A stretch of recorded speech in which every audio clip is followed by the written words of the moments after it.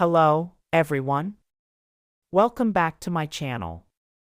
I hope everyone is having a nice day. Before we begin the video, please subscribe and give the video a thumbs up. 90 Day Fiancé, Throuple Matt, Amani, and Annie should never have been cast. I doubt they'll ever marry. 90 Day Fiancé shook things up in Season 11 with the addition of the show's first ever throuple, but the group's progress toward the altar has been anything but steady. Matt and Amani Jalassi are a married couple who live in San Diego, California. They share 2 children and have been together for 10 years. The dynamics between the couple are complex, with Matt appearing rather submissive to Amani, a self-proclaimed boss *TCH. Amani, who is bisexual, had a very conservative upbringing in Tunisia, which makes her passionate about speaking her truth now that she has the freedom to do so. Matt and Amani's marriage became exponentially more complicated with the addition of girlfriend Annie Aguirre, a stripper they met while on vacation in Mexico. Although the throuple had a passionate romance, their relationship was primarily long-distance, which meant Matt and Amani were oblivious to many aspects of Annie's life. They traveled to Tijuana to be with Annie in the hopes that she would soon officially join their family. However, their trip didn't go as expected. Despite Amani appearing as the driving force behind their polyamorous relationship, her insecurity and doubts about Annie's loyalty have derailed all their progress. While Matt and Amani spoke excitedly about adding Annie to their family prior to their trip to Mexico, they were in for a rude awakening.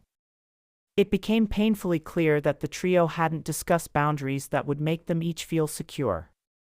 Their first night together ended with Amani seething with jealousy, and the pattern of miscommunication and distrust continued throughout their time on 90 Day Fiancé. More signs of trouble emerged as Matt and Amani realized how little they knew about Annie's life. Their concerns about Annie's secretive behavior led them to seek out a clandestine meeting with Annie's ex, during which they realized they didn't even know her real name or marital status. Furthermore, Annie had hidden her polyamorous relationship from her family, afraid that her religious loved ones would judge her. Matt and Amani's constant distrust of Annie is a huge red flag, and it proves to me that the throuple is nowhere near ready for marriage. While Matt and Amani presented themselves as ready to walk down the aisle with Annie, they seemed to back down from their commitment as their 90 Day Fiancé season progressed. At this point, as the rest of the cast are preparing for their marriage ceremonies, Matt and Amani seem unsure whether they even want to be in a relationship with Annie. Annie's only path into the United States is through marriage.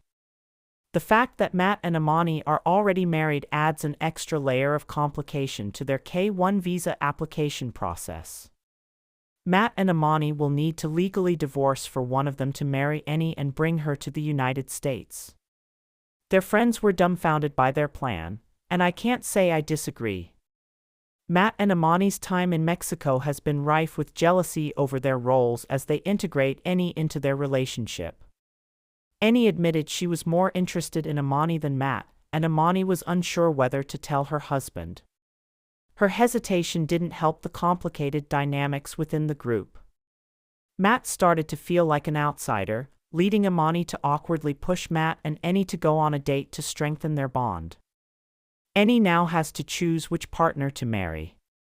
This will unquestionably reignite the feelings of jealousy, and I don't see how the throuple will survive. Their relationship has been on shaky ground all season, and the shifting dynamics of a divorce and new marriage, with one spouse left out, seem insurmountable. At this point in the season, Matt, Amani, and Annie should be finalizing wedding details, not approaching the subject of the divorce. They seem totally out of place compared to the rest of the 90 Day Fiancé cast.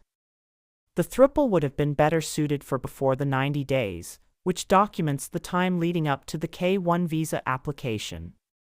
I'm baffled as to why they were cast in a series that's supposed to be about the small window prior to marriage. Regardless of my concerns about Matt, Amani, and Annie, I still hope their relationship can succeed. They deserve happiness, but it seems the odds are truly stacked against them.